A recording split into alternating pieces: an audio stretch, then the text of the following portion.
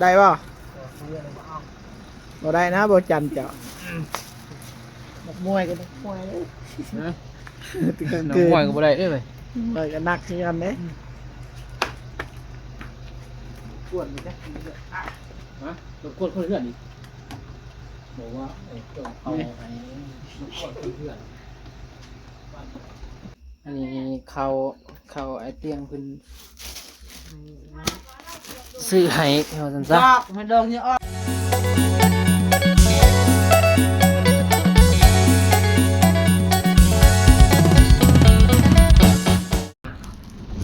สวัสดีทุกคนตอนนี้บ่าวจันกะ บอกเตียงบอกธรรมชาติโทษ หอดทางเข้าบ้านเด้อพี่น้องเอ้ยเนาะกันแน่เนาะ บอกคันแม่สบายดีเลยสบายดีเด้อสวัสดีเด้อนี่แหละบอกเลยเด้แล้วจังสบายดีไหมเอามาหอดบ้านหอดเมืองเลย ธรรมชาติโทษจะบ่ได้เกลียดไปยัง เป็นแบบไหนคือบ่ยาวบ่มือหนึ่งแล้วเนาะอ้าวเขากำลังเว้าดิทำไมได้เราอ่ะ ทางเข้าบ้านกะมานี่ เห็นบ่ฮอดเทื่อนไหมฮอดบ่ เดี๋ยวลงเขา หอดก็ได้เลยยังลงก็ได้ ลงเลยเขา โอ้เขาหอดเลยบ่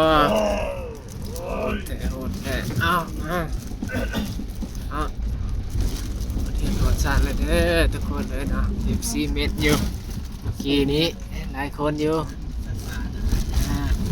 เล่นเลยบ่ติดดอกเล่นบ่เจ็บตึ้งขึ้นไปตรงนี้ข้อดีของรถใหญ่พี่น้องเนี่ยใครบ่อยากได้รถใหญ่ได้เด้อไปเด้อครับไป โอ้เสีย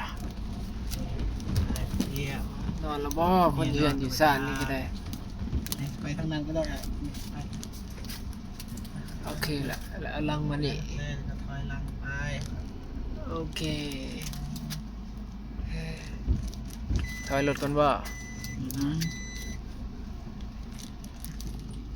ระวังเด้อมาอีกโอเคหยุด ไปบ่ได้ดอกอันนี้ ซอยบ่อนั่นเมื่อกี้จะชิดเขาพี่แม่นเป็นหน้าลาย เศร้าเพื่อน ๆเป็นหน้าลายๆแม่น เศร้าเพื่อน เป็นหน้าอีก สำนีได้สำนี ไปอีกนิดนึงก็ได้โอเคไปเนี่ยพอไป ยืดบ่ มาได้พอดีเลยเข้ากันได้เลย ยืดบ่ ได้โอ้ยมาหอดกับเพิ่งแล้วเบิ้งมีสั่งเสกก่อนบัตรหนึ่งคือสิบ่มีหยังดอกอะไรบัตรจันนะ ไม่ได้ออกมี มีแต่ฮูบเนาะฮูบบัตรจัน พูดนี่บุกโลเอาหุบใส่ โอ้สมาเปียกเปื้อนเบิดเลยเอ้ย นี่ ลง ใส่ กูมีบ่น้องนุ่งทุ่งกระยาน คำบ่มีหยัง จะหุบน้ำไผ่จ้ะ ฮูบเอาฮูบร่วมมาแล้วแม่นบ่ฮูบรวมเลย แม่นะ เอามีทงนี่นะมีอยู่เบิ้งมีทงเครื่อง ลงเขาเจ็บจับจม ลงเลยบ่ นี่ ว้าวแบงสั่งอันนี้แบงฮะ จมรถ อ้าย จมรถ เอาเลย ดึงมาไอ้ว่าเจ็บจับกล่อง มามาเปิดบ่ได้ได้ให้เจ็บฐาน ไปทางคุณเด้อเอาทางคุณซะ เลยก็บ่เปิดไฟเปิดบ่ได้บ่มีไฟขนาดโทรศัพท์คักเด้ฮะ นี่มันมีกี่ปุ่นเขาเซ็นเซอร์ก็เลยว่าบ่ได้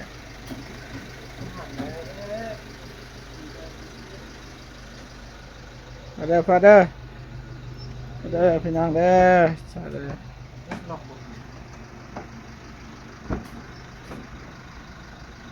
ขนมเอานี่เป็นแก้มหมดบะให้ลูกแอร์น้องกินก็ได้นะขนม โอ้ ได้ป่ะบ่ได้นะบ่จันเจ้านักมวยกันนักมวยเลย น้องมวยก็บ่ได้เด้อเว้ย มวยกันนักที่กันเด้ กวนเลยจ้ะ ฮะรบกวนเพื่อนอีกบอกว่าเอาไปรบกวนเพื่อน ไปฮะแล้ว เอาอยู่นี่แหละป้าจัดการเองโอเคพูดได้มาขอแม่เขาดิเอานั่นไม่ยากบ่ เพื่อนบ่เคยดอก โอ้มีไอ้กินมาขอจะได้เหมือนสมเนาะเอาติเอาไปเอาปุ๊บ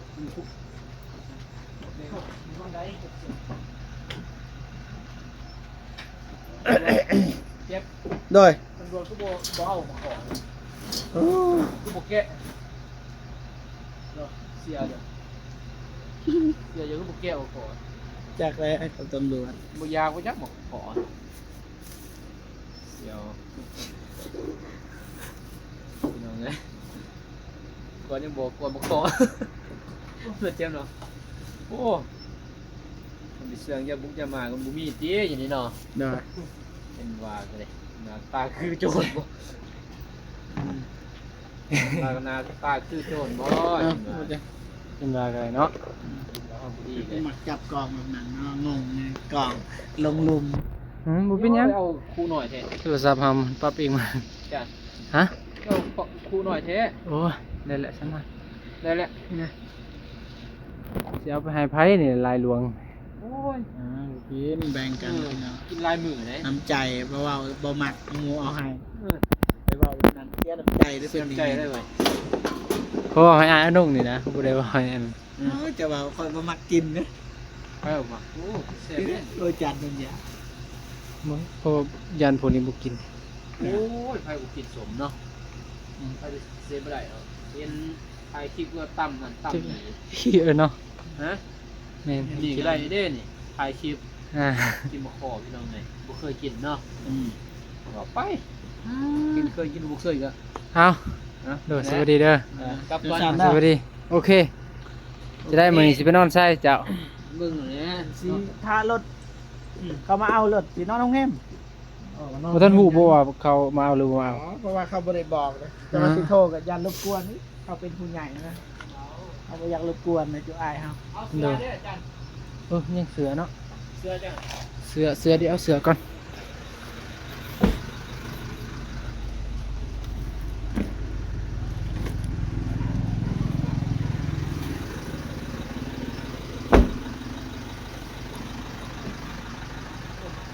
เก็บหัวเข่าไว้ขับรถอันนั้น สั่นเลยเด้อขอบใจหลายๆเด้อบุญสุคน โดย เดินทางปลอดภัยใส่ ลองขาไหวบ่ แม่นแหละคันอีหยังมันตกข้างกับเบิ่งอยู่หั่นโอเคสั่นแหละขอบใจเด้อ โอเค บ่เจ็บไอ้น้อง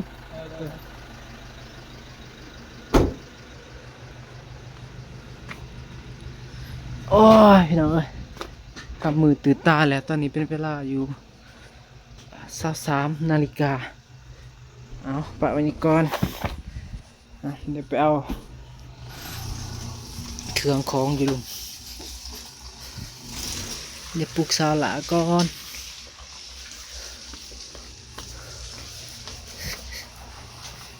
นี่โดยเฉพาะอันนี้แหละนี่เป็นที่ระลึกหักแห้งทีมงานเพิ่นเมื่อแล้วข้าวกระสอบหนึ่งปุ่นโผดโผอีหลีข้าวนี้บางเทื่อสีเอามาให้แม่อยู่บ้านเดี๋ยวสิปลูกสาหร่ายก่อนสาหร่ายมันตื่นอยู่บ่ปลูกสาหร่ายก่อน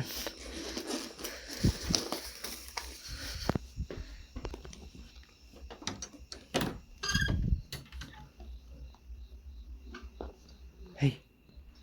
นอนแล้วเทพมาตั้งทาง เอาก็สบายดีเด้อพี่น้องสวัสดีผู้สาวผู้สาวเนาะอันนี้แม่นผู้สาวมาตอนรับบ่จันเด้อ ฮะยัง นี่พี่น้องเนาะพิเศษยันทุกคนบ่ฮู้อันนี้เขาไอเตียงเพิ่น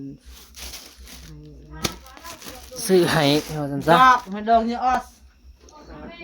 เนาะ ก้มเลยอ่ะ บ่ ใหม่ ขอบใจไอเตียงเพิ่น แล้วก็มาข้อหั่นครึ่งกระสอบพูนซะพี่แต่ว่าเฮาเอาน้อยหนึงเผื่อมีคนอยากกินอยู่เฮือน ก็เลยว่าเอาส่วนทงอันนี้แมน